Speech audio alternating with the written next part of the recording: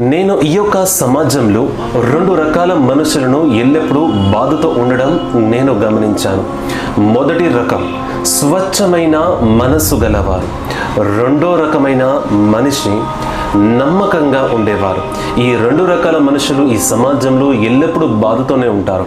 అలాగే చీటర్, అబద్ధాలు చెప్పేవాళ్ళు, మోసాలు చేసేవాళ్ళు, ఈ రెండు రకాల మనుషులు ఎల్లప్పుడూ సంతోషంగా పర్ఫెక్ట్గా ఉంటారు.